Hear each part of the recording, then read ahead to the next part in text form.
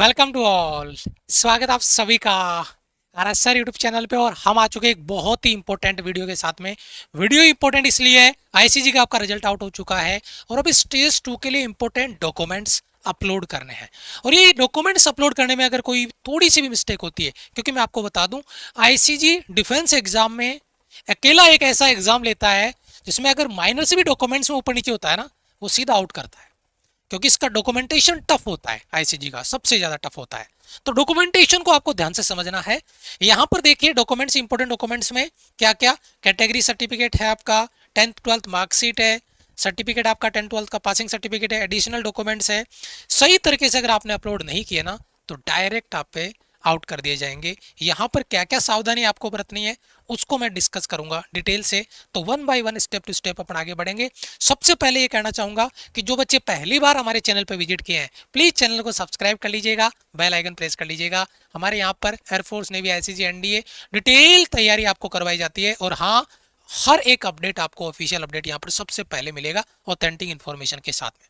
सबसे पहले जब आप अपना एडमिट कार्ड डाउनलोड करोगे तो यहाँ पे ये चीज, सॉरी, जब आप अपना रिजल्ट चेक करोगे, रिजल्ट डाउनलोड करोगे, तो ये चीज लिखी हुई आ रही होगी, congratulation you are shortlisted for stage second.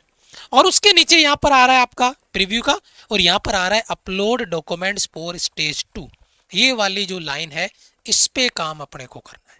Stage 2 के लिए इंपॉर्टेंट डॉक्यूमेंट्स है, वो आपको अपलोड करने हैं और इसको आपको समझना चाहिए। सबसे पहले अगर मैं यहाँ पे बात करता हूं, तो यहाँ पर देखिए, ये यहाँ पे इन्होंने क्लियरली मेंशन कर रखा है। एक एक लाइन को ध्यान से देखिएगा, बारीक समझिएगा। Documents required during stage 2 PFT medical CGEPT 01 आपका 012026 बैच। Documents to be uploaded if shortlisted for stage 2। जो शॉर्ट लिस्ट हुई है उन्हीं को अपलोड करना, बाकी को नहीं। The candidate is short listed for stage 2 of the recruitment procedure, then he will be required to upload following certificate as per post applicable। ध्यान दीजिए क्या क्या, ऑल कैंडिडेट, ये ऑल कैंडिडेट को अपलोड करना है और ये केवल जीडी वाले बच्चों को करना है। ये तो ऑल कैंडिडेट में आ गए। अब कोई सोचे कि सर मेरे तो जीडी है, तो केवल क्या मुझे यही अपलोड करना है? नहीं नहीं नहीं नहीं, ये तो करने ही करने हैं जीडी वाले बच्चों को, ये अलग से और करने हैं। कोई बच्चा डीबी का है तो बस डीबी वाले बच्चे को ये केवल हो गया, डीबी वाला बच्चा इतना ही। लेकिन ये तो सब ऑल के लिए आ गया, जीडी डीबी दोनों के लिए। लेकिन जो जीडी वाला बच्चा है, स्पेशली उसको ये अलग से अपलोड करने हैं। ये बात ध्यान रखना, बच्चे यहीं पे गलती करते हैं। क्योंकि बच्चा सोच रहा है कि ये ऑल के लिए, ये जीडी, तो मैं तो जीडी में हूं, मैं इसको अपलोड कर देता हूं। अरे भाई, तो जीडी में तो ऑल में भी आया ना, जीडी और डीबी दोनों में आया ना, इसलिए। तो यहां पर देखो, सबसे पहले आपका category certificate SC ST OBC non criminal year का, EWS का, क्लास 10th की मार्कशीट, क्लास 10th का सर्टिफिकेट, एडिशनल मार्कशीट अगर 10th की अगर है तो, एडिशनल मार्कशीट अगर आपकी 10th की दूसरी मार्कशीट है तो वो भी अपलोड करनी है।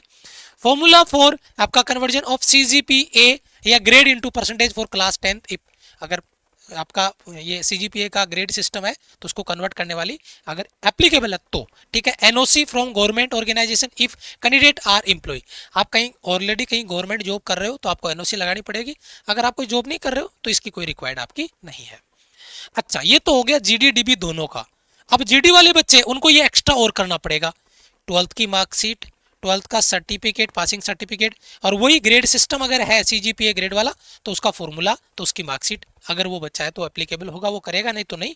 एडिशनल मार्कशीट अगर है 12th की, आपने भी अगर 2 मार्कशीट आई है, एडिशनल मार्कशीट है, तो आप उसमें एप्लीकेबल है, वो भी आपको करना चाहिए।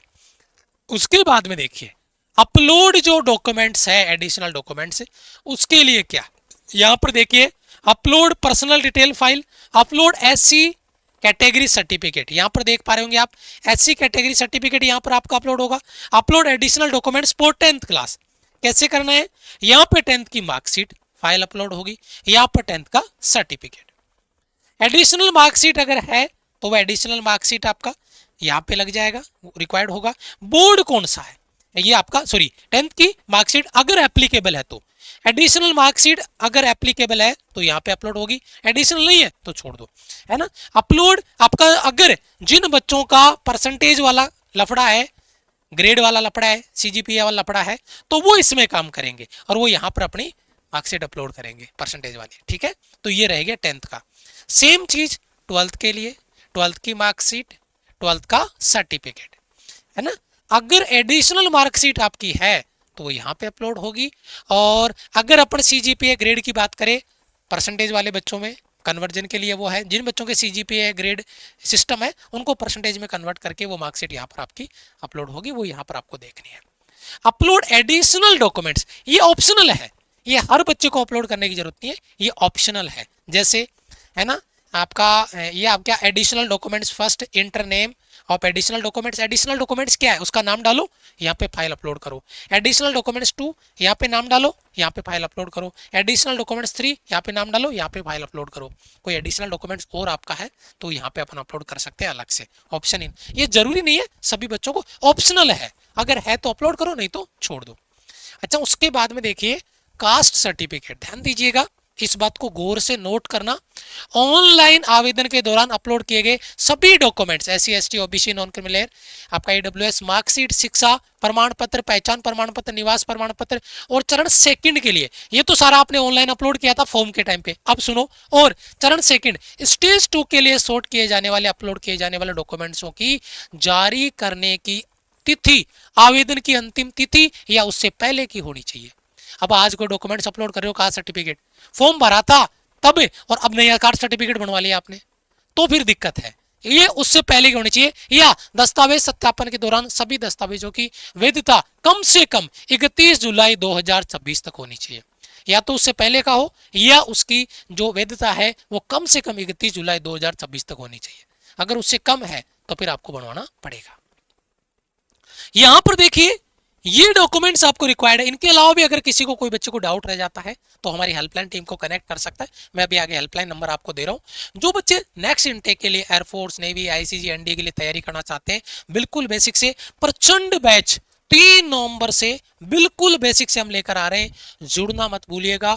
जीरो से तैयारी आपको स्टार्ट करके आगे जाना है और बेसिक से अपनी तैयारी को आगे लेके जाना है और बहुत सारा बेनिफिट यहाँ पर आपको होने वाला है। ये हमारा हेल्पलाइन नंबर है, अगर आपको अभी भी कोई डाउट है तो आप दिए गए हेल्पलाइन नंबर पे कॉल कर सकते हैं, अपना डाउट क्लियर कर सकते हैं। नए बच्चों को कहना चाहूंगा बेटा चैनल को सब्सक्राइब कर लेना, बेल आइकन प्रेस कर लेना, इंपॉर्टेंट इन्फॉर्मेशन अपडेट आपको रेगुलर मिलते रहेंगे। मिलेंगे आपसे इंपॉर्टेंट वीडियो में, तब तक के लिए जय हिंद, वंदे मातरम।